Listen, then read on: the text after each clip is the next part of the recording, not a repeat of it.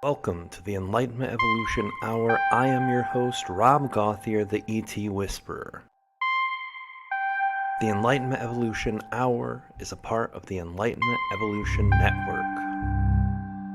Any ideas or opinions expressed by myself, the guest, or a caller may not necessarily reflect the same opinions of the Enlightenment Evolution Network. Enlightenment defined. It's the state of giving and receiving greater knowledge and understanding about a certain subject or situation. Evolution defined.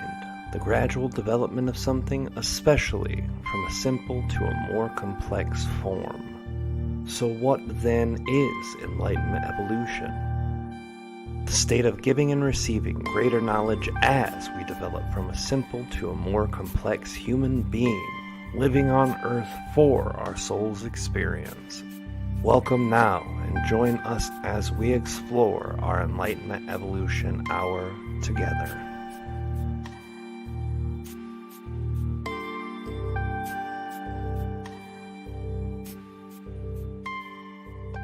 Hey everybody, this is Rob Gauthier, your host for the Enlightenment Evolution Hour. How is everyone doing tonight? It is wonderful to see you guys here. Thanks for everyone who's in the live chat. We appreciate you being here. And thank you all for everyone who's been checking out the show. Now, before we bring in our amazing guest today, and we do have an amazing guest, Jason Quitt, for those of you guys who are not aware of his work, we will talk about that work right before we bring him in, and then we'll talk to the man himself. And who is this man? He is more than his work, that's for sure. We're going to dive into some of that tonight, as well as the work he does, as well as how the world looks through his eyes, the things that we always want to know when we're here. And before we get to that, we'll go through our announcements very quickly. Tonight, I wanted to share all of the upcoming guests that we've got coming in the next few weeks. And forgive me all. I'll have that up here in a second. Next week, for sure, we have the one and only Jimmy Church from Fade to Black Radio. He will be our guest next week. Amazing interview. It was a pre-scheduled because, as you guys know, he does his show at the exact same time that this show is, and he does it on the same night that it is. So he will definitely be pre-recorded. We did that a couple weeks ago, and it was a great interview. I've listened to it. Even though he won't be here, I will be in the chat live hanging out with all of you guys as it goes through, which will be really nice and really amazing. That's the 27th next week. The week after that, we have Gordon Goosenberry. None of you guys are aware of him, or maybe just a couple of you. He is not from our community. He is from a whole different community, but he is an amazing person. I want to talk to him about his life, his passions, everything involved with his experience. And thank you, Kalina. Kalina's bringing in my coffee. I appreciate it, sweetie. Hi, everybody. Kalina says hello. His passions are great. He is an amazing human being, an extremely talented creator, a person who I've really got to know, enjoy getting to know for the last couple of years. A great guy. And that's going to be the 3rd of next month. And forgive me as I swing through my calendar, guys. I'm a little bit unprepared. I got talking to Jason a little before the show. We just got going. It was nice to be able to chat. After that, we have Sadaya Luna, who is an amazing person, and she's coming on the 10th. She has a YouTube channel that is amazing. A lot of really great concepts shared beautifully through an amazing human being. The week after that, on the 17th, the one and only dear friend of ours, Wendy Kennedy. And then the week after that, we have Michaela Sheldon. Then we have Sheila Seppi, which is going to be an amazing show too. Me and her have been doing a lot of talking recently about really cool things that are coming in our collective for our specific community. She's always a big part of community in general. And then 2 weeks after Sheila comes in, on the 14th of September, the one and only Lee Harris from Lee Harris Energy. Amazing channeler, amazing guy, amazing friend. And the week after that, the one and only Kalina Angel, my beautiful wife, my mother of my beautiful daughter, and my partner. amazing person. You guys know her well. I don't have to tell you too much about her, but she is quite literally the most amazing person. So she's going to be the week after Lee. As for the other announcements, I asked about the CERN thing. If you guys wanted to hear what Aridif had to say about CERN, we already have the video done. Hopefully we'll get it edited in the next day or two. We've had a bit of an intensive daytime experience with the kids and everything, as per usual, but we're trying to get that out. Kalina's going to work on getting that edited out.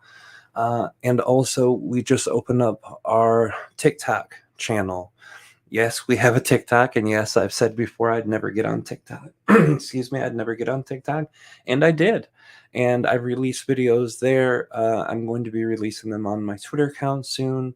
We have them already released on Instagram. Lots of short clips, 1.5, 2 minute clips that are through those, with art of talking about mushrooms and art of talking about Jesus and art of talking about a lot of things. And Treb will be talking, Metatron will be talking, I will be talking about tons of different cool things.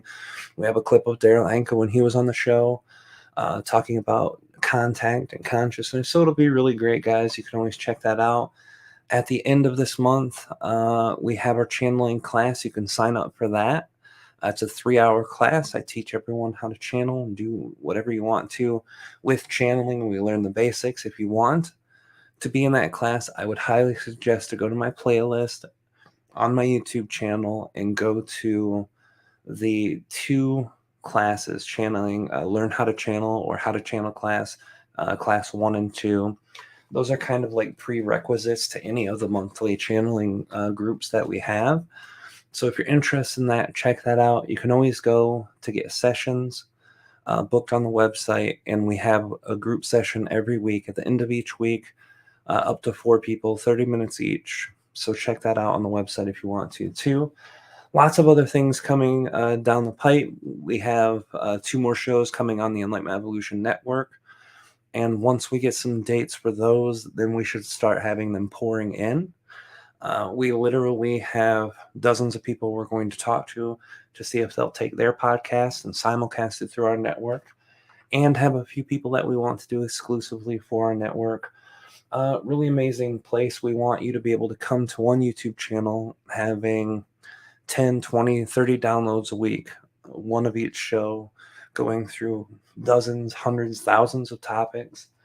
All of the stuff that's very important for our community, all the stuff that's very important from my perspective, just for life, general, everyday life, the things that we all think are amazing and cool and great, and a lot of things that can be not so great and not so fun, but still things that, from my opinion, or whoever's hosting the show's opinion, whatever show you might be watching, that they think is important too. So we definitely want to check out all that information, and we'll definitely get you guys set up with the details on that as soon as we get them. Now, that's kind of the announcements for what's coming up. But what we have now is Jason Quitt with us this week, right now. He's a lifetime experiencer who's been studying various energy modalities and spiritual practices since 2002. He's also a graduate from the Institute of Energy Wellness in 2005, author of Egyptian Posture of Power. He's been teaching and lecturing on subjects like mysticism, astral projection, meditation, Qi Gong, all sorts of stuff that Jason's done, and a lot of places where he's shared his own excitements and insights.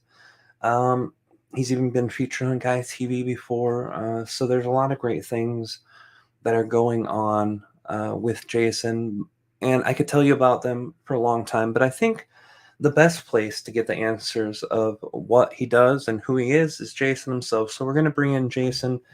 Jason, welcome to the show. Thank you so much for being here, brother. I really appreciate you being here tonight. Thanks. A pleasure. Well, the first thing I always talk to everyone about, you've spoken and lectured, and in this process, I know when you're out in the public, everyone wants to know, what's your story, man? What's your origin story? Almost like a superhero, you've got an origin story. And those are great, but you've also answered that probably half a million times before. So instead of asking you that, I want to know what things were in your childhood that piqued your interest or excitement, even if not about these specific topics, about topics that were adjacent, about topics that allowed you to open your mind up to the possibilities. What were those things in your childhood and in your young adulthood, your teenage years, that really kind of you can see the point of where that energy started affecting the openness for your story? Well, um, I would be well. It's a very strange thing because I'd like to say I was a psychic child, but I didn't know I was a psychic child.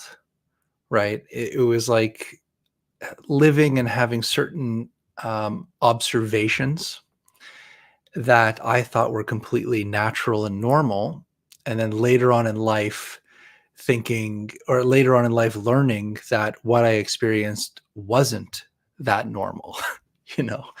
So, I always tell the stories where the first house that my childhood home, where I grew up with my mother and my brother, I always say that house was completely haunted. So, already growing up in that house, um, I have a history of paranormal experiences. Um, there's definitely, we would just call them ghosts. And from a very early age, just weird things would occur in this house to everybody in that house. Um, I would remember my mother always yelling at me to turn the TV off in the basement. Why did I leave the TV on in the basement? And I'd be like, I'm not in the basement. I didn't watch TV in the basement, but I could hear the TV in the basement. So, I'll listen to my mother and I'll run down the stairs. And as I get to the room where the TV is, the TV turns off by itself. Like silly things like that, where you just go, okay, that was weird, but that wasn't the first time things like that have happened. And when I go back further in time, like when I was very young, usually when you start to get scared of the boogeyman under your bed, that age where you get scared at night, obviously. And in my bedroom, we had the closet door directly at the foot of my bed. So when I go to sleep at night, like my line of vision would be right at this closet. And I was very scared of this closet, and I always made sure that I would push the door closed of this closet. And then, in the middle of the night, this closet door starts to open up, right? And, just like any other kid, you're kind of like scared and you're picking the covers up over your head because you don't want to look what's inside that closet. And when I started to look and have the strength to look what is going on, I would see a figure standing in the doorway of my closet, and it looked just like a shadow. It was a person without any form, and it was just this dark shadow that was standing in the doorway. And if I got too scared, I would just run out to my parents' room, and it's just a nightmare, and there's nothing going on. And sometimes this shadow would wake me up in the middle of the night, and it was more like a dream. So it's later I learned this is astral traveling. This being would like take me downstairs to the basement, and it's like in the basement they showed me there was like a coffin there, and they opened the coffin up to kind of show me that this is who they were. And it's like when they would take me out of the house or show me outside the window, it wouldn't be the backyard that I would recognize. Like behind my house as a child, we had like a playground. It was a big park. But when I looked out the window when I was with this shadow, it was like cornfields. So it's like they were showing me back in time, I guess, where this person lived, and they were showing me what it looked like when they were alive. And I guess they died here in this area. So that was kind of like my first experiences getting into this paranormal and getting into ghosts, which continue even till today. So, I don't really talk much about it, but, I still have experiences at night where, there will be something walking into the room to get my attention. And even in the first book that I wrote with Bob Mitchell, I had this really crazy experience when I was down in Peru. I'm trying to remember the year of this. This was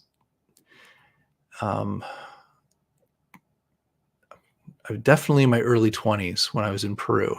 I'm trying to remember when this was. But anyways, we stayed on this little island out in Lake Titicaca.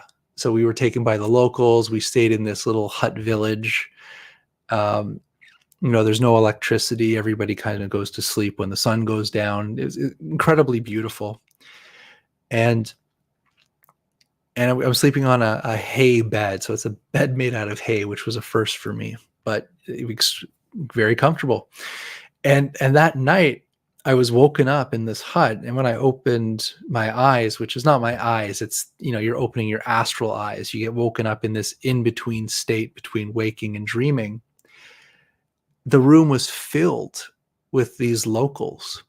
Like literally the whole room was filled with these people that lived on this island. And they were kind of telepathically showing me their lives. So they were kind of like trying to take turns getting my attention to show me how they lived on this island and then how they died. And it's usually, when I'm doing this, it's usually about showing their death. It's like a little bit about how they lived and then how they died. And it was just way too much for me because there were so many of these ancestors in the room. It was just packed with these people. And I just said to them, I can't do this right now. I can't, help or understand or deal with this. I need to wake up early tomorrow and I really need some sleep. But if you let me go to sleep, because I was with shamans on this tour, I was with many shamans. I said, in the morning when I wake up, I'll talk to the shamans and we're going to do a ceremony to help you, whatever you need. And so that morning when I woke up, I spoke to the gentleman who lived there, and he spoke zero English. And I tried to explain the best I could that, this happened and we need a place to go for a ceremony to help the spirits of the island. And he knew exactly what to do. It's like I didn't even have to speak his language. He took me on this pathway. We went up this, like, hike up this mountain, and he brought me to this rock. And he went and he picked up flowers and he took the petals and he starts putting the petals on the rock, and he like presented it. He goes, okay, like do your ceremony. So these things happen frequently to me, which is more the paranormal side of the abilities that have come through since I was a child, which for me right now is completely normal, even though you never ever get used to it. And when I say you never get used to it, I mean you're sleeping at night, and this usually happens when you're in sleeping at night. So it always scares me. I always wake up. I always scream. I always tell them to go away. And then I have to calm myself down and get into the mode to say, okay, now I'm calm. What's going on here? And that's kind of where I started with this whole stepping foot into this other world that many people don't see or understand. Yeah, it's astral projection is something to me that's amazing. I'm one of the few people I know who do the type of work that I do, channeling, that actually met my guides before I started channeling. And like meeting them, I mean, I was doing the Monroe Institute HemiSync, and I had done a lot of self-taught meditation and stuff, and it got me to that place where once in a great while I could leave my body in certain experiences. One time I did it before I was even consciously aware of that it was a possibility. And then I met my guide, and I kept going back for 2 years and just talking to him and hanging out with him and spending time with him. So I became decent enough at it, but my problem is I never can control where I'm going. If I think, hey, I'd like to go, visit 1935 and see the part of the world my grandpa grew up in, or want to go, to a different planet at my own choice and leisure, still nothing. I can't control it that way.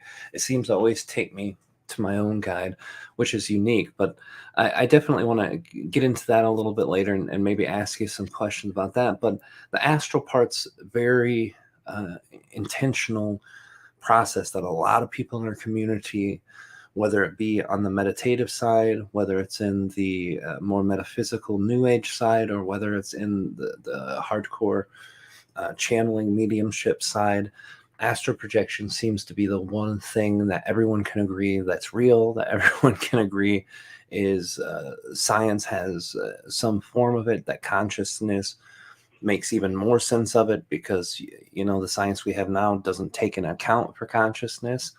But the number one question that I get from people who hear that I have had that ability to connect with my guide in an astral projected physical, not physical, but semi-physical experience, they say, how do you do that? Teach me how to do that. And I can teach them the way that I learned, but that doesn't work for everyone. Just like any meditation practice, some things will work for some people, others won't. Have you found some universal thing for people who are beginners and who are interested in trying to find out how to do the astral projection? Have you found anything that kind of works for everybody?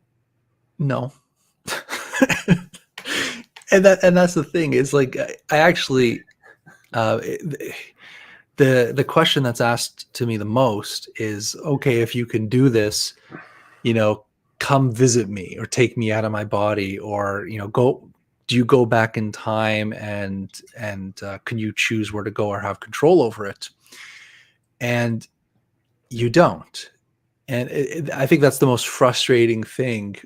And I've after I started doing this, people were saying, go look at Monroe, right? So Monroe is usually like the first stop on the list when you start to do these things spontaneously. They say, oh, you're talking about the Monroe Institute stuff. And so I think I read one of the books way back when, and it was talking about, oh, they were like having meetings on the moon. They leave their body and they choose a place and go to it collectively. And I thought that was like the most that was crazy to me. I was like, wow, you can choose where to go and do all these things. And it's never happened that way. It's never like you can will yourself out. Okay. You can push yourself out of the body and have this out of body experience. So you're consciously doing it. But the moment you kind of step into this world, there's almost like this tiny window where you can kind of play around. But then it's like you're pulled to wherever your higher guidance wants to take you. And you're kind of like a backseat passenger to the experience. And the moment you try to start fighting it, or the moment you try to start controlling where you want to go and what you want to do, you're instantly thrown back into the bed and you wake up. It's like, okay, this person's not ready for what we're going to show them because they're in control. Or I don't want to say they're, your higher self, your higher intuition, whatever you want to call it, your super consciousness is in control. And for some reason, you're gaining this ability to record the memory, or be an observer in the experience going through what you're doing. So it is kind of frustrating, and it takes a little time to get used to that. But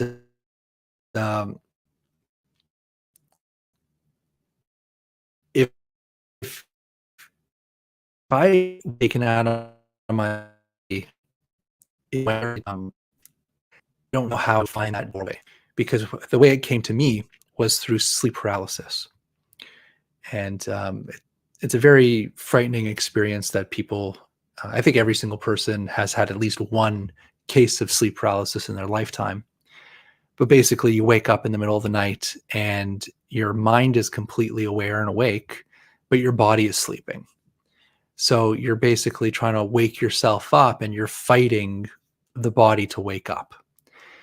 Now it's in this space, this kind of like in between space where the body's asleep and the mind is awakened, that you can actually transition out of the body into this other state or dimension, is the only way I can put it, this astral realm. And the astral realm, it's kind of akin to the dream world in a sense where when you step out, you're in your bedroom or wherever you fell asleep or wherever you're meditating. So when you exit the body, you're in a known surrounding, right? So now I'm in my bedroom and I can kind of float around and check out the bedroom and see what's there. But the moment you start to leave, it's almost like it takes on those properties of like a dream like event, where when you leave the room, it's not like you're going outside and now you're in the neighborhood. It's like I could leave that space of the bedroom, and the moment I leave, I'm now in a jungle. I'm now in like a prehistoric time. I'm now in another planet, So it's like it's like you jump just like a dream. You just kind of jump into these different environments, usually through portals.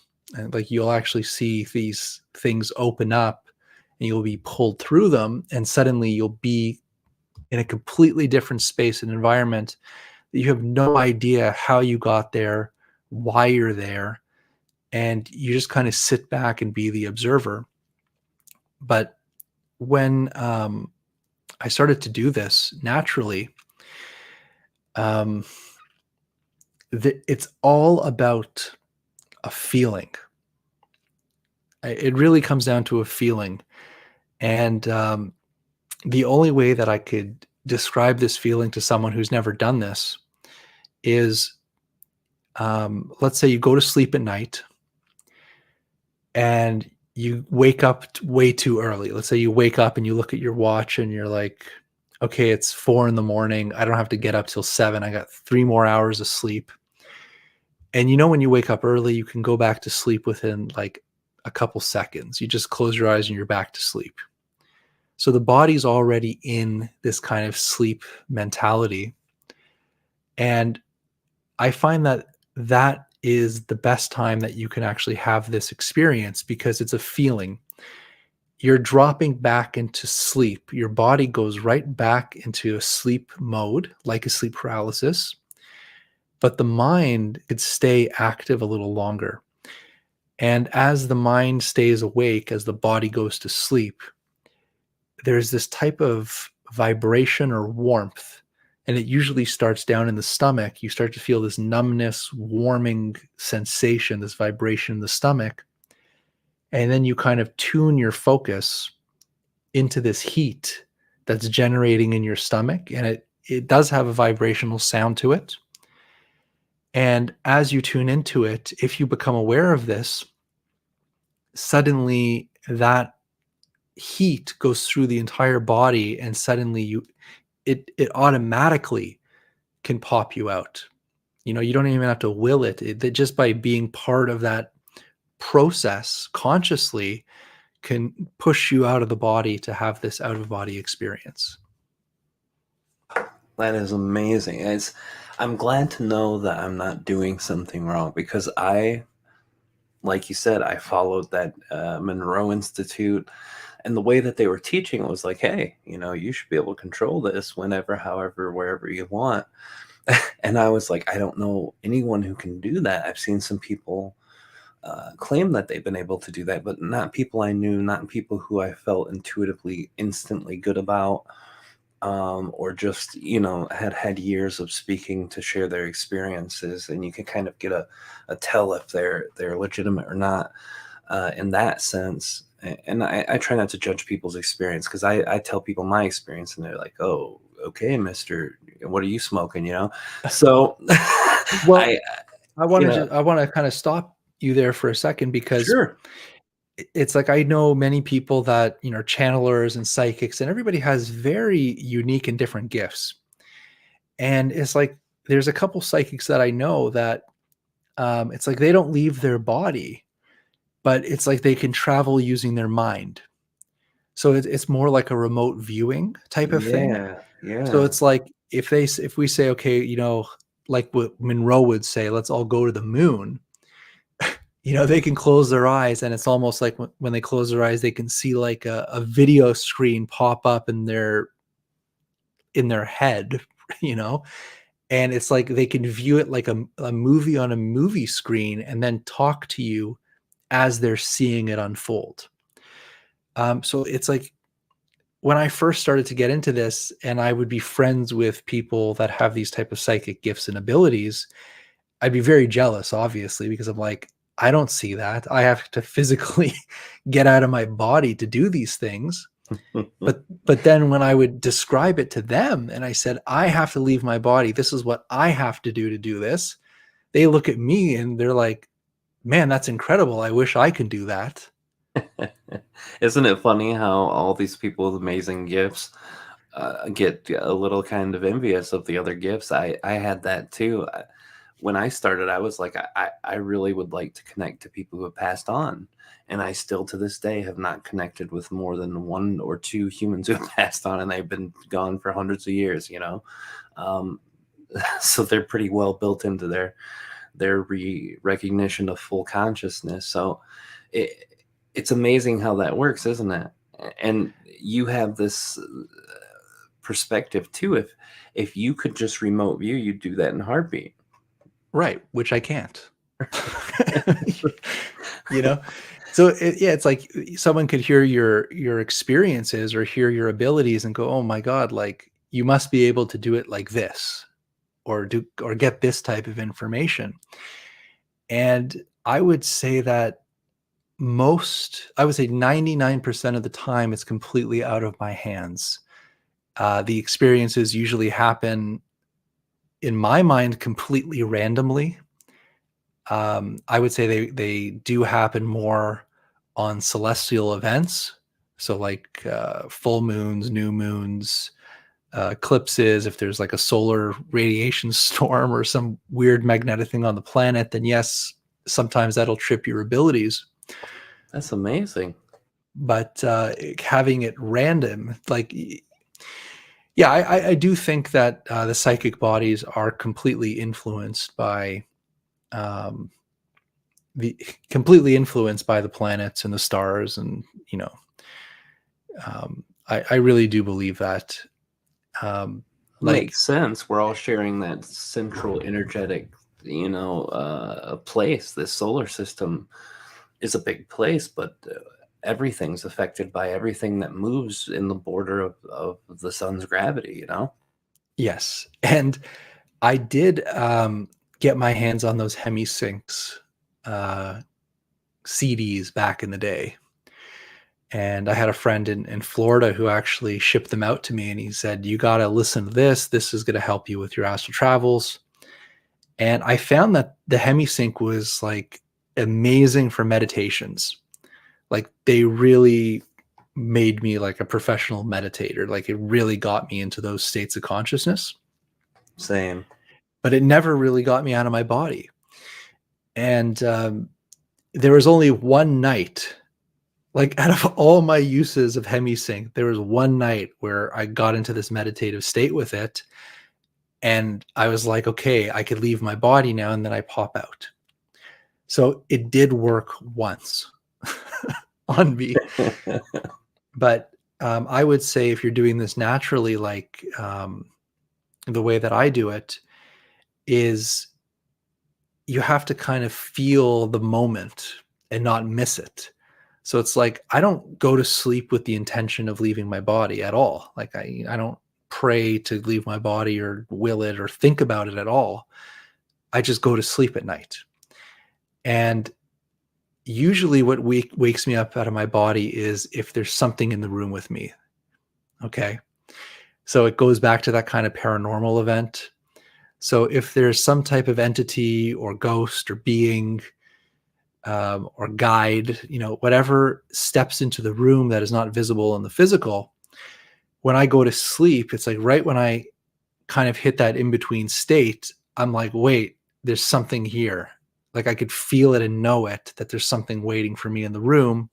And then it's like the astral eyes open and suddenly you can see what's waiting for you in the bedroom. And then at that moment, you can choose to leave or just deal with whatever it is in your body. And this is another thing that uh, people need to understand about this whole astral thing. You don't necessarily have to leave your body to do it. So if a being comes into the room and you get woken up into the astral state or the astral world, sometimes it's just like opening up your eyes. So you have this kind of peripheral vision that, my head could be in the pillow, like head facing down in the pillow, but I can kind of like lift my astral eyes or my astral head slightly out of my body, and I can see what's in the room. It's like you have a different set of eyes, and you can deal with the situation just in that state. Like you don't have to leave fully. You can still be in your body and be in that world and deal with those things. That's amazing. And, it really makes a lot of sense. The most natural way to do something would be the best way to do it. Now, the hemisync thing too, I will talk about this a little later on a later show. I'm actually trying to get a guy in right now who shared this. But what they had said is that the original 1980s, either the white or black tapes, whichever the original one, was really effective, really, really well. It did well for a lot of people. And then they made a new version of the tapes in the 1990s, early 90s. And then they made a digital copy in the early 2000s. And this was after the Monroe guy died and passed. And each one is supposed to have been edited to lessen the background noise on the first one. And then they cut out and changed parts on the third. So his idea is that people who got the original tapes did better, and then the people who got the second tapes did okay, and then the people who got the last ones hardly got anything. And I don't know if that's true or not, but he went through great length to show the differences. For anyone who does audio editing, you can visually see the differences of the peaks and spikes in the sound.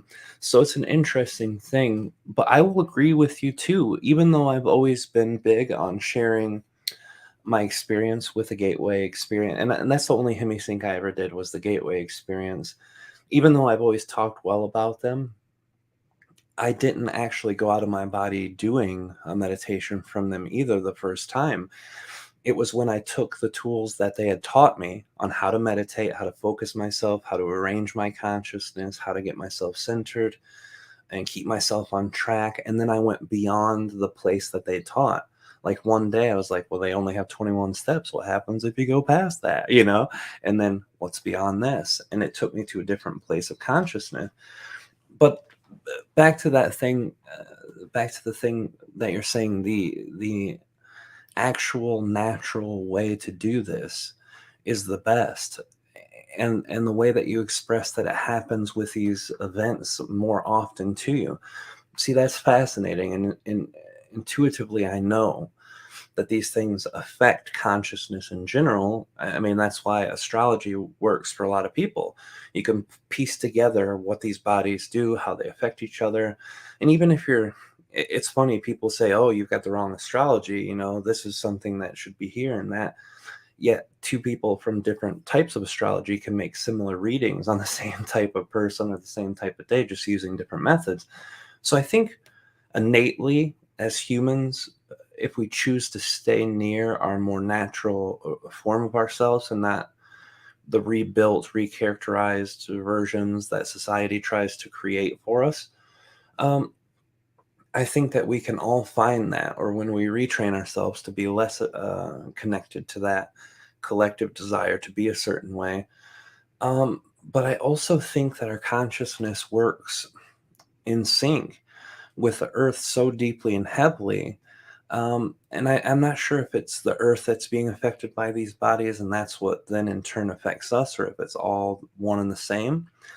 Um, my question, the reason I spewed through all of that, grounding has been the most important thing for me personally. That's like the most important part of my meditations, because when I do my channeling, I do deep trance. So I'm going in and I'm going deep every time. And if I don't ground right, the channeling comes out a lot differently. Even in drastic cases, I wouldn't be able to connect. In the rare few times, like after my dad had died, I couldn't even get to that point. Why do you think grounding is important for so many people?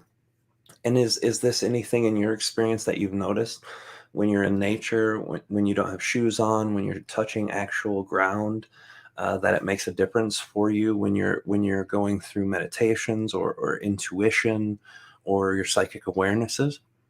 Absolutely. The earth is our body. Simple as that. The earth is our body. And we have this connection to the earth that most people have completely forgotten about. And think of it as a type of electromagnetic alignment. So, all of us, we carry our belief systems, our memories, um, our traumas, our wounds, how we think, how we feel. And that creates I would call it our environmental energy field. It creates our projection into this world. And it has many different energetic flows to maintain that structure of your experience, right? And nature has a way of naturally aligning yourself to the natural rhythm and flow of energy, um, because it needs it to have this kind of dynamic system going. So when we're in trauma, or our mind's not right, or our emotions aren't right, we're too tired, we're too, had too much coffee, or too stimulated, or too depressed, we're not in a proper environment energetically to do certain tasks. So if I was in trauma, it would be very difficult for me to kind of get into the headspace to channel certain energies, just like you were saying. So getting back to this alignment in nature, even, going for a walk uh, in the woods, hugging a tree, just even simply sitting outside and breathing the air, because all the energy of life is in that air. Drink fresh water, get your feet on the earth.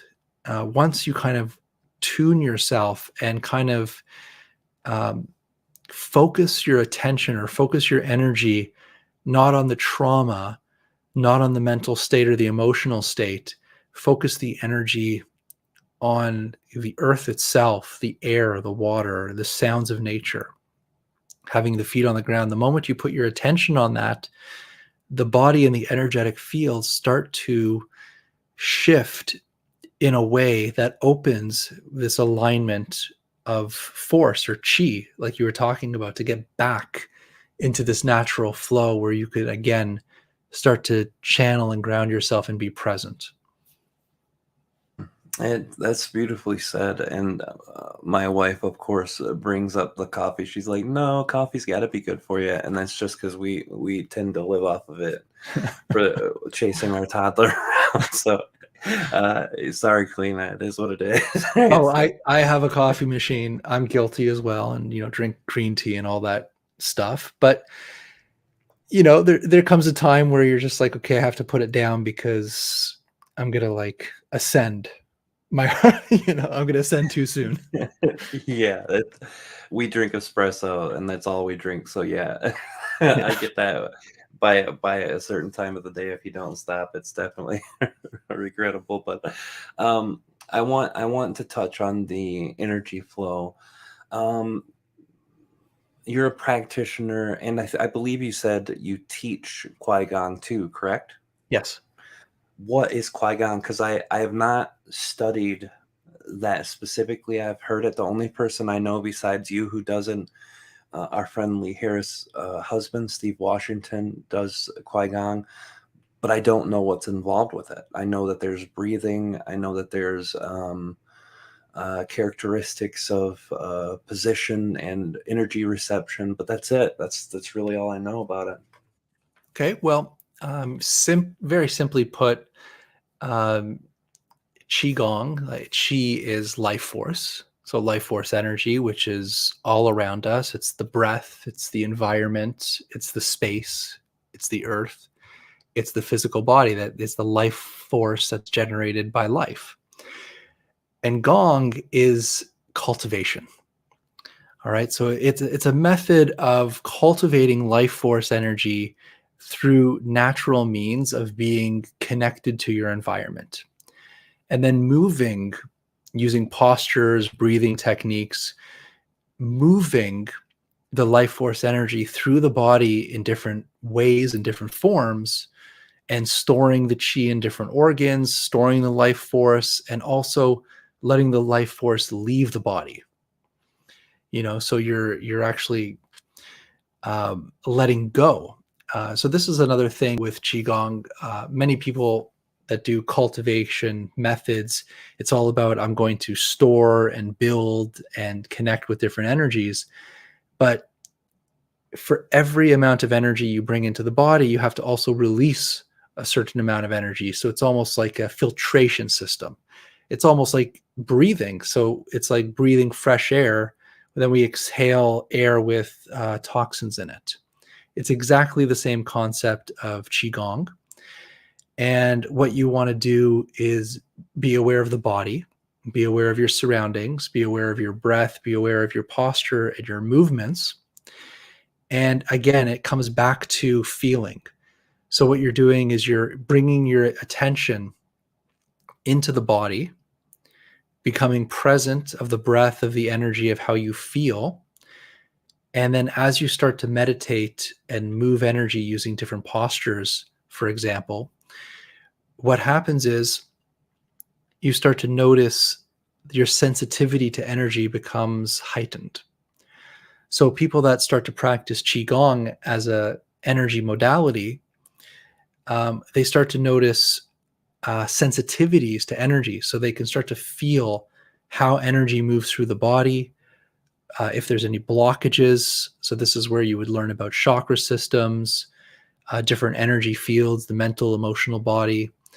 And basically, as you start to meditate using qigong, which is, qigong is just meditation. So it really is what it is, using very specific postures or methods.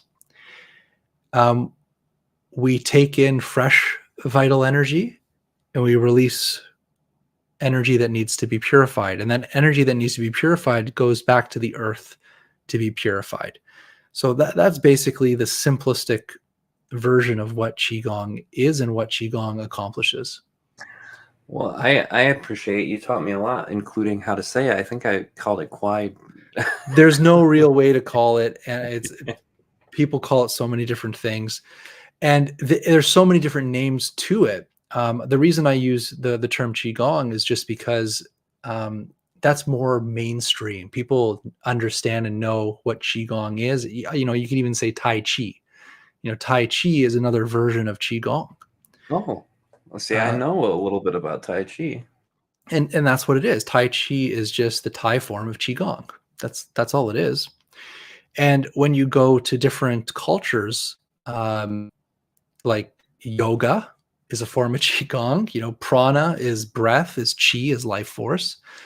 If you go back to ancient Egypt, which is what the book I wrote is about, they call the life force or the light body Ka. And Ka is life force. And in Japan with karate, it's ki. So it's almost the exact same term for the exact same thing. That makes sense. Yeah, it absolutely does. And this is the beautiful thing about a lot of the practices that are true to the systems of energy and consciousness that come from ancient human, as we arrogantly think of it kind of these days. They were in tune with their consciousness. They didn't have the setup. And I know that there have been kind of rises and falls of consciousness throughout humans' time. But the really good stuff tends to be embedded inside of all of it. That's what I tell people when they start talking about religions. Well, how can we tell which religion is right and which one's wrong? I said, well, there is one thing that they all have in common. They talk about the eternal nature of the soul. So that, there's got to be something there if all these groups and specific world groups are agreeing on this one thing spread throughout. So it makes a lot of sense. And the breath being tied to consciousness and the way that we filter and the way we bring it in has always been an important part too of my own meditation. Step number one, get your breathing circuit down, make sure you're breathing correctly. I do want to switch gears from it. The thing with what work you've done, you have been in all sorts of the fields in our community. You're not just doing astral projection or psychic capacity work or being able to do meditation, but you've studied Egyptology. You've written books. You've done a lot of things. I want to talk about some of the health stuff because this is something myself included, myself and my wife Kalina are always trying to look into. What are the right ways to work with health, your body?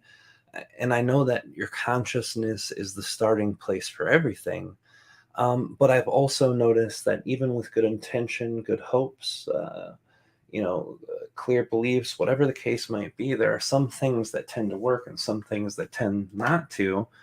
And when you think you have it figured out to a science, it can change, or something small in your habits can change, and everything gets thrown off. For those of people who didn't, hear your story before, the interesting part of one of your stories is that you completely had broken your back before. And through that, you had a lot of learning lessons too. Can you share a little bit about that? Sure. Not too long ago, it was 2017. And yeah, so we all have our traumas. And, going back to even the point you were making before about religion, it's like everything comes out of need. Okay. We wouldn't have a religion if there wasn't a need for it. And if you kind of go back in time to all the different religions, most of the religions are formed out of, I would say, abuse against humanity. So there was very, very tough and rough times in in humanity's past, all throughout different cultures. And the people that lived through these extremely hard times, always wanted to know why, what is the reason for suffering in the world? And, how can, you live such a very traumatic or horrible life? And, what comes afterwards? So, religion is based out of the need of suffering. And that's where it originated from. So you have all these spiritual ideas and concepts that come through different groups of people that have been through tremendous amounts of suffering and saw to the other side. And I've noticed this in the basis of many different religions. Now, getting to with breaking the back and health, we all go through trauma, and I've worked with shamans. I've taken classes. I did a couple years in energy medicine school, and I went and learned shamanism here. So I started to really venture out into these different energy modalities, and even doing qi gong as an energy modality. And I did at one point have a healing practice. I saw patients, and I was doing energetic work with people, and I have witnessed miracles. Not with everybody, obviously, but I've witnessed miracles in people of spontaneous healings of serious conditions. And even in myself, I've experienced some things that I would call miracles. Like, for example, I tell the story a lot because it's very simple illustration. I was actually seeing this patient and they were in a wheelchair, and I was, helping them to their car after, and help them into the car and put the wheelchair in the trunk. And I closed the back door, and I slammed my middle finger in the door, and it was so bad that when I pulled my finger out, it was like my nail was already black, like, Ooh. and it was such a pulsing pain that I was like, okay, I'm going to lose this fingernail, right? Like that's my thought. And intuitively, I don't know how I knew this. I ran into the house afterwards, and I put essential oils on my finger. I think it was like a mix of like cedar wood and something else, cedar wood or myrrh or something like this. And I put that on, or sandalwood, and I put it on my finger. And I had this crystal in my room. It was this quartz crystal that had these green fluorite crystals growing on the quartz, and it was a perfect size to fit in my hand. So I took this crystal and I put my finger on this crystal, and it was like the pain was just pulsating like a heartbeat. It was throbbing, and my finger got really hot, and then it felt like something opened at the tip of my finger, and it was like a hose that started to blow air. That's the only way I could describe it. So it was like Wow. very hot air was being blown. Like this was a physical sensation that I could feel. It's just this hot air was blowing out of my finger when it was on this crystal and it had that oil on it. And all I can do is, just sit in the bed and just breathe because it was in a lot of pain. And the next morning I woke up and I looked at my finger, and it was completely normal. Like it never, like the event never happened. All right. That's And amazing. I couldn't believe it. Like I was looking at this finger, and I was trying to figure out which hand it was that got hit, because it was perfectly normal. No pain, no nothing. I couldn't figure it out. And for me, like that was my first inclination, was I just experienced a miracle. To me, that was my own personal miracle, right? Absolutely. And my guides, I always laugh because maybe they think I'm a knucklehead or something, because it's like sometimes I have to learn the lesson twice. It's like just to show me that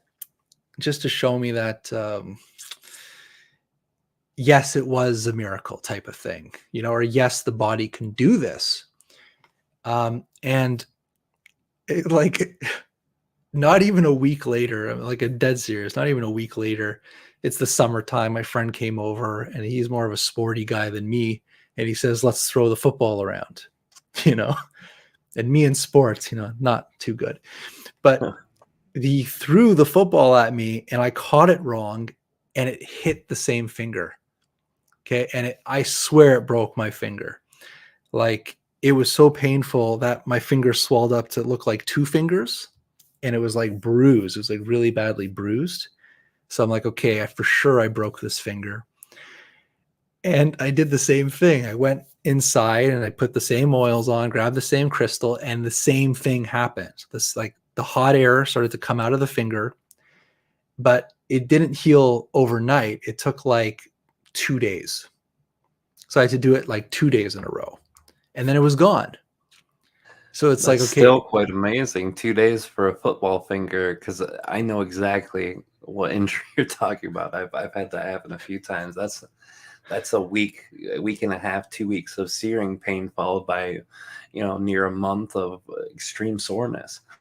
yeah. So it's like, okay, I'm learning something. And I had this idea, or no, it's not even an idea, it's a teaching that was taught to me about the human body, that there's this threshold in the body, that once you meet a certain threshold in a process, this innate healing ability kicks in and the body takes over. And one of the shamans that I worked with, it's like they were saying to me in one of the teachings, and obviously, this is not medical advice to anybody, obviously, is they said that pain is meant to be experienced. Okay. So, in modern age, we have pain, we take, painkillers to shut off the pain. But this shaman was telling me, no, no, no, no, no. If you're feeling pain, you need to go there. You don't just need to feel it. You need to like live and experience that pain is the best of your ability. Right. So it's like, I started to, I used that. So it's like when I hurt my finger, I didn't shy away from the pain of the finger. It's almost like I breathed with the pain. Like I became that pain. And when I became that pain, the pain started to kind of drain away like warm honey is the only way I could describe this feeling. It's like a warm, viscous fluid that starts to move through the area where the pain is. And then once that warm honey energy, whatever that is, moves through, suddenly that pain is gone. It's the only way I could describe it. And when I did break my back, which was a horrific experience, and I was laid up in the hospital, I had surgery, 10 screws, 2 titanium rods, to put my spine back together. I would not recommend that for people. No, it doesn't sound fun at all. No, it's not fun, but it's like, here's the thing. It's like I don't want to use the word paralyzed. I would say I was paralyzed in pain. Okay. Because I still had feeling I could still move my legs, thank God, and all this, but I couldn't move because of the pain and the surgery and the trauma. I was literally laid out like a board. And the only thing that I could do in that scenario was breathe. So I had to use my consciousness to go to that area and my breath. That was the only 2 tools that I was able to use in that type of experience. And I had a crazy, crazy experience in the hospital, a healing experience in the hospital where I was, doing my breath work, my deep breathing, because it's all I can do. And I entered an altered state of consciousness, and I was taken into this visionary state. And in this visionary state, I saw this, it looked like this copper coil, like a Tesla coil, a flat Tesla coil. And I saw this field, this kind of semi-invisible field next to this copper coil. And every time I took a deep breath into the stomach, this coil started to move closer. This field started to move closer to this coil. And when the field eventually touched the coil lit up like a heating element. Like it looked like a stovetop, a red hot stovetop. And the moment that this coil lit up red hot, it was like every cell in my body just ignited in fire. And I had this kind of incredible visionary sensory experience where I could feel every part of my body just light up on fire. Just like that hot air going through my finger that I talked about. This was like kind of like a Kundalini fire through the whole body. And I knew that feeling this fire, feeling this heat is the ability of healing. That's what it is. And the moment I knew that I was in that moment of healing, I focused directly on my spine where the trauma was. And I just started to breathe in that area with that fire. And my pain went, I think, all the way to 10 or more. Like it was excruciating pain. The pain went through the roof when I started to do this. And I started to have intense muscle spasms around my back. And it's like I could feel like my muscle started to move into different places. And it was almost like I was popping and cracking my spine.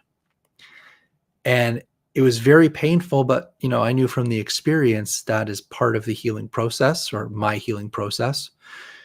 And when I came out of that altered state, my healing took a turn for the better. Like I started to move. I started to get up. I was actually scaring people in the hospital. And even my father was like, Jay, you have to pretend that you're not doing well because they're going to kick you out of the hospital. And you got to stay here. You can't get up. And it's like, I remember it was either like day 2 or something, like after surgery. I just couldn't take it anymore. It's like I had to get up out of the bed and walk to the washroom. I didn't want to go in the bed, Yeah. And so it's like I get up, and it's like the moment the doctors see you getting up, they're like, oh, he's better. Get him out of here. So I think it was kind of my mistake. I should have chilled out a little more and just kind of relaxed. But I just felt like I had to start moving my body, or my healing would have taken longer, is my perspective. Yeah, you let your intuition take you into the direction you needed to for the healing. And after having these experiences, first with your finger, but after that with this coil and the heat and then the field of energy, I can imagine that only drove the point home from the finger just on a huge macro level.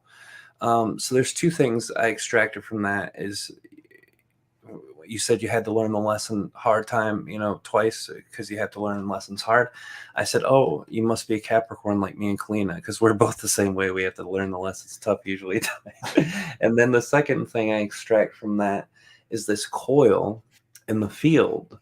This usually when you're doing symbolism and intuition, even if it's dream interpretation or psychic understanding from imprints and symbols, usually if those 2 things come together, it's almost always an electromagnetic something, and if it's dealing with your body and healing, it's got to be the electromagnetic field that your body carries, because each, as I'm sure studied medicine as well as the astral body, or the emotional body, all of that, your work field, emotional chakras, all of that stuff. So there's electromagnetic components to nearly all of that. So have you cracked the code to what the actual electromagnetic energy field is, or what it does? Because there's so many interpretations on this. Some people say, oh, it's the auric field, that's it. Others are like, no, it's a discharge from the chakras that run through. When consciousness runs through the chakras, it lights it up, and then it becomes like a toric field. Have you figured any of this out intuitively, or have you talked to your guides about what that coil and field were? I would say that we don't just have one field. I would say I can't even count. We have many different fields that are in constant change and fluctuation. And I think that certain fields take prominence in different life experiences. So, for example, let's say, you're out with your family, you're going to have the energetic blueprint to deal with your family. Whereas if you're doing a healing, this energetic field is going to be, for healing, is going to be more prominent. And I think that when you are in trauma and there's things that are actually going wrong in the body, there are these emergency fields that connect you to healing energies or healing abilities and powers, or things like that. I think methods of Qi Gong, meditation, spiritual initiations like shamanism and things like that, they kind of teach you modalities of accessing these innate possibilities in the energetic fields. There's also different philosophies that as you incarnate into the physical world, you take on, or you don't take on, the planets, the sun, the moon, the earth. They lend you their electromagnetic fields. So it's like you're this soul matrix being that has taken on the energetic fields of the solar system and the universe to have this experience. And when you leave and you die, those borrowed energetic fields are then returned to where they were lent from to have that experience. I like that. That's actually very nice. Yeah, why not, right? No, it makes as much sense as anything I've heard, and it also lends to the fact, of how tied in we are to the physical environment when we are manifest as a physical being, when we are a part of the universe. It's amazing to think how much people try to separate those two things. When you said the earth is our body, you're right. Every component in our body can be found in elemental traces in nearly the same percentage in any layer of the earth crust as it is in the human body. And the same can be said with the solar system and the planets, and the same can be said with the galaxy and the solar system. So it makes sense. Yeah, it's like, when you see the James Webb Telescope, right, peering into the oldest reaches of space, you're literally you're going back into time of how you came to be. Literally. Like, it's not metaphysical to say that. Like, you literally came from the atoms smashing, and the clouds forming, and the bodies through gravity coming together. Like, you are an unbroken chain of the process of the universe in literal sense. So to become aware of it, or conscious of that knowingness of your unbroken chain of the universal forces, it's like you kind of reconnect your heart and your mind to forces or energetic systems or abilities that have been latent or put to rest, and they're now being brought back to the surface.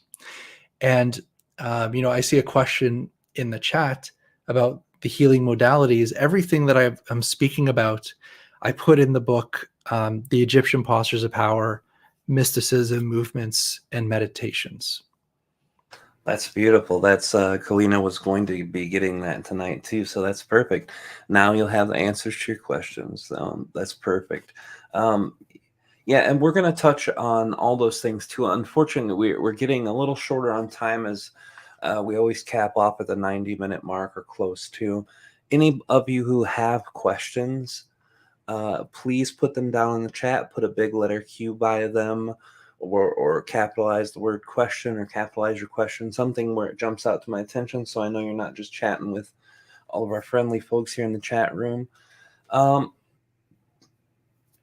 Well, there's two things we're going to do. If we can get to questions, we definitely will.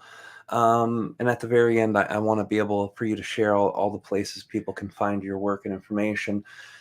Before we do that, though, I always play a game at the end with all my guests. It's a very dumb game, but it's something you've done hundreds of interviews since you started sharing your material. And I'm sure there's been tons of questions that you are asked all the time, repetitively. I've probably done some or many of those tonight. But I want to find questions to where you may have never been asked these. And they're dumb questions about you and your personal life. And if you don't want to answer, all you got to do is say pass. But these are my questions that I have fun with, so I can get to know you better too, as well as all the listeners. Sure.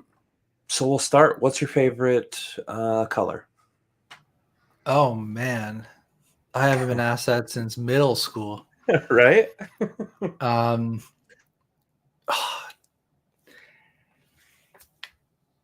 I would say like the royal blue, almost at a violet. I like that color. Yeah. That's very close to my own favorite color too. That's beautiful. What's your favorite song and or band? Oh my God. Um, that is a difficult one because I am a huge music lover. And if I turn my camera on, you can see the studio I'm sitting in right now is filled with musical instruments. Oh my God. I'll just say who I've been listening to recently. A good friend of mine, Monopoly. His name's Charles Dickinson. He makes incredible like bass electronic music. Great guy, very spiritual too. And also Jimmy Edgar. I'm a big fan of his creativity in electronic music. So that's what I kind of listen to now. That's amazing. Yeah, I've not heard of those. I'll have to check that out. I'm like you. I like almost all kinds of music. It's very funny. People try to peg me down. That my favorite band is, I've said it a million times, but I can listen to all the way from gangster rap to classical music and everything in between. I really like music in general, the creativity behind it. We also have a musician in the chat room. The Atom Twister owns the most comprehensive collection of chimes that I've ever seen in my life. Gigantic, 6 foot, 9 foot, 4 inch, 8 inch, around, amazing. One day you'll have to check that out. Yeah, he said he's in his sound studio now too. I'm a big nerd when it comes to analog synthesizers. Huge nerd into that's that. amazing. And I have a collection of analog synthesizers. And I'm really into very, I wouldn't say obscure, but it's like I could name off a bunch of artists and no one would even know who these people are. So it's like, yeah, I'm one of those guys. Yeah. That's amazing. My band is one that not a lot of people have heard of, but Ween is my favorite band Oh, of alive. course I know Ween. Oh, so you get it. Oh, Yeah. we got the porn bots back in the chat. We're sorry, guys. They have been busy tonight. It just shows you that you made it. You're at the top of the world when the porn bots spam your chat. Is it coming in just for me, or have other guests had this? We've had 1 or 2 times so far. Yeah, Okay. I think we've had it last week and 2 or 3 weeks ago. Yeah. So you're one of the few who've been blessed with the porn chat. Nice. But nice. those are fun. Yeah. So what about your favorite food? What's your favorite food? Well, I'll just say here's a funny story. It's always funny stories, I guess. When I started to have my awakening experience, I was very upset. Okay. Most people will say, they have a great spiritual awakening. I was so angry. I was so angry because it's like when you start to learn certain things, you're like, I hate this world. It's like, why am I here? Right. And I went to a very close, it was actually a family member who's a channeler. And I asked them, I'm like, why am I here? Why did I come back here? This is so awful. And they started to channel and they started to laugh. And I'm like, what's so funny? Like, I'm pissed off. What's funny? And they said that you came here because you really like the food. And it was like the first time in my life that I heard a message from like a channeler where I'm like, that is so accurate that is why I'm here. It's like, it instantly put me in my place. I do like the food here. You're right. That's great. But I don't. I'll just say my wife's cooking. Let's put it that. Let's end it on that. All right. We'll take that for a final answer. What's the best place you've ever been in the world where when you look at the nature around you, you feel at home? Your favorite place to be in nature in the world? like I'm born and raised in Canada, up north of Toronto. So growing up, we would always go camping out in the lakes here, out in the forest, and that is literally where my heart is. So it's like wherever, whenever, and I live out in the country right now. So almost every single day, when it's nice out, not in the winter times, but when it's nice out, I'm out hiking and I'm by the lake almost every single day. Sorry, I hit unmute. It didn't quite go. That's beautiful. You're practically neighbors to us over here in Michigan, Yeah. and the Upper Peninsula is very similar to places in Ontario, from what I've heard. And by far, the southern bank of Lake Superior, the most beautiful place I personally have ever been to. I feel you. That place just in the northern Upper Peninsula in Michigan is just so gorgeous, so beautiful. And I've always wanted to travel to the tundric regions of Canada, and Iceland and Greenland are like the two places I'm going to go before I die. I find the winter and the cold something real special for me too. I don't know if that's from living in Michigan my whole life or just really tapping into some other stuff, but I really love that too. So thank you for sharing that. All right, I'm trying not to beat you down with too many of these. Um, what's your favorite car that you've ever either driven or owned? Oh,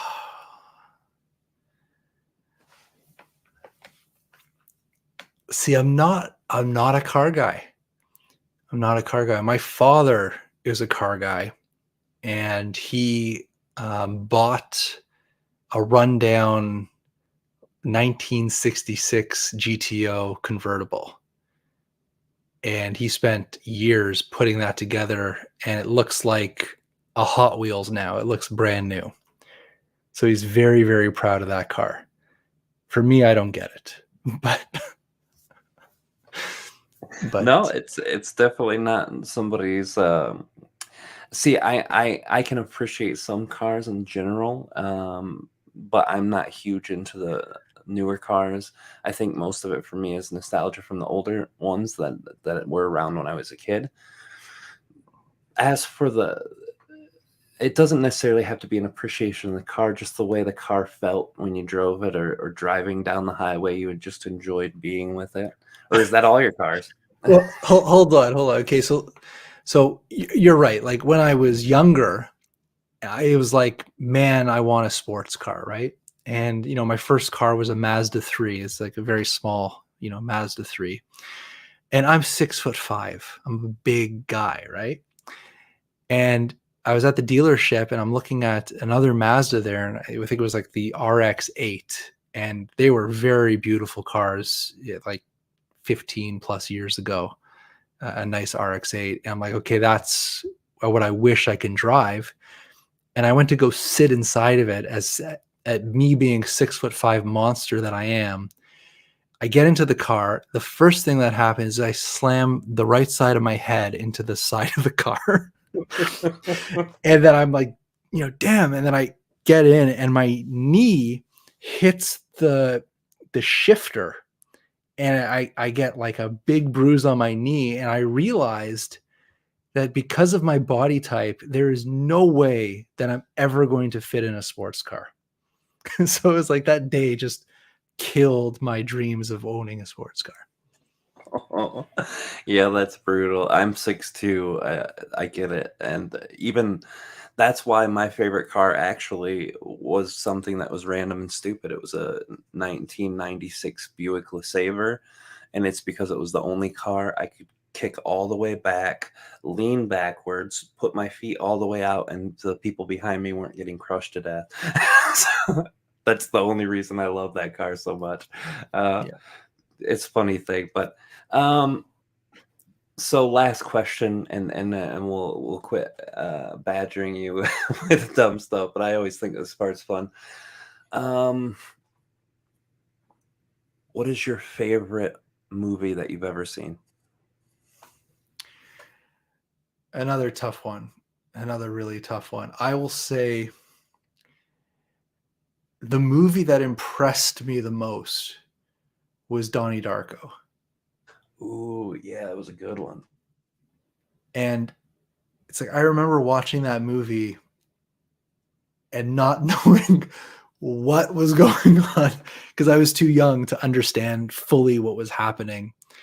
And it's like then I had to watch it a couple more times and then I started to figure out what's actually going on. And I was like, my mind was blown. I thought that movie was so well written that it's hard to compare with other movies. Good choice. I love that movie too, and it also has a song on the soundtrack.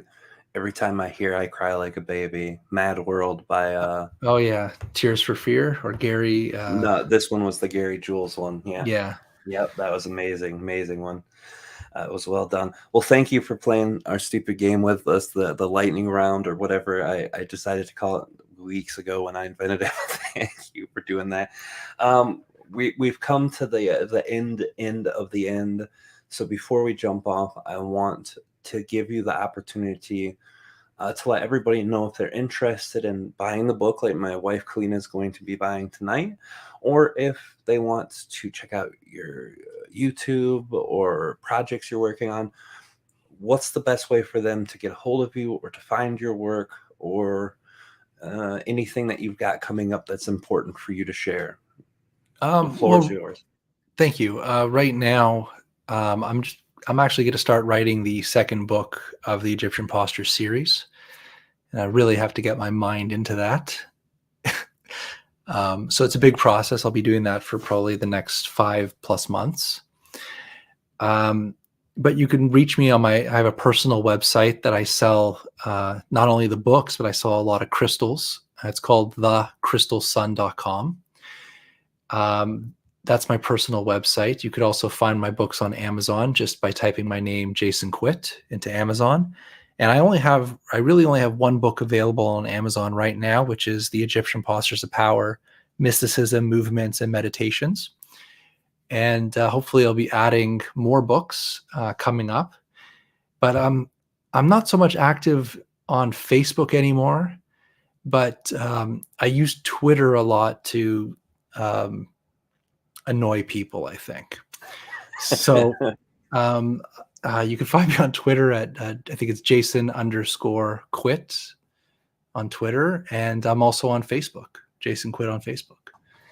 Yeah, and we have the links for that. Kalina just shared all of his links in the chat for the book on Amazon, for the website, for Twitter. I don't know if we put your Facebook, but we can add that too. And they're also in the description, guys. I want to thank you. I don't look into a lot of the work in our greater community, not because I don't think it's interesting or any of that. I don't have time between my own intuition, my own work, and my family. Those two things keep me pretty much sun up to sundown busy. And I never had a deep dive into your work, but when I got a chance to meet you, when you were at Kelly Farmer's event, when she did her online event, we both were speaking that time. That's when I first got to meet you. And since then, I followed you around on social media.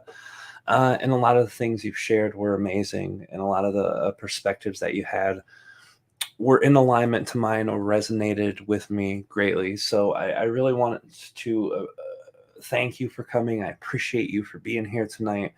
But thank you for doing what you do. The greater community always needs people who assures them that their own understanding of the world is good enough, that they don't have to listen to whoever tells you to listen to them, that they can find the answers within, and that they've got the system built in for self-reliance, self-understanding, and then they get a chance to listen to the things that you share, and it gives them a beautiful reflection in how they can sharpen the tools that they need to, and also come to a lot of realizations that none of us can get to on our own, that we always have to use reflections of others to get to.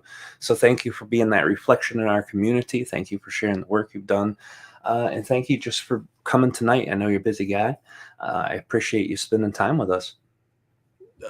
Thank you. And yeah, I've been following your work too. And it's always nice to be part of the community and add our experiences to it so that others could, feel safe and comfortable in hearing from different perspectives. Yeah, absolutely. It's the most important thing, I think. And with being a part of the community in the last couple of years, as the world seemingly fell apart for a couple of years and still to this day has some pretty big issues at foot, people who aren't judging everybody for their beliefs and thoughts is really important. And so many people in our community, who I've known for many years, when that time came, it was just so disappointing to see the judgments that everyone was having against the person on the other side of their personal beliefs, and to have it shared with compassion, understanding, and non-judgment makes it that much greater. And thank you for doing that. And thank you for being here. And again, thank you just for all of the energy you put in that. It really means a lot to all of us. Awesome. Thank you. Absolutely, brother. If you want, you can hang out. I'll say goodbye to you after. If you need to go, that's fine too. But I'll put you on hold. Thank you again, brother, for coming. And thank you guys also for being a part of our show tonight. The Enlightenment Evolution Hour is a part of the Enlightenment Evolution Network. And the network will have more shows than mine coming soon, I promise. They're already in the works. Kalina, one of them, my beautiful, wonderful wife, a great channeler, an amazing person, and my dear friend William Piper on the Disclosure Now show, which is amazing stuff. All of them have their show ready. They're just getting all the dots, on the I's and the crosses on the C's, and making sure it happens. And once those come to light, we will have those publicly next week. Jimmy Church from Babe Black Radio will be with us. I will be in the chat room hanging out with you guys. I really think that it was a very interesting interview. It's when I think of Jimmy Church, there's sides of him that you don't get to see a lot because of the content on his radio show. But since I've talked to him and he did the interview with me and I had a chance to interview him, a lot of great topics and unexpected places come up, and a lot of surprises for myself, as well as I believe most who are going to hear it. I know Kalina had some surprises when she helped me edit it and listen to it. So I really hope you guys enjoy next week. I hope you enjoyed this week. I hope you enjoyed every week before. We're here every Wednesday, 10 o'clock p.m. Eastern Time, 7 Pacific, on the Enlightenment Evolution Hour. I am your host, Rob Gauthier. Thank you all for being here. I love you guys, and I will see you on the other side. Bye, guys.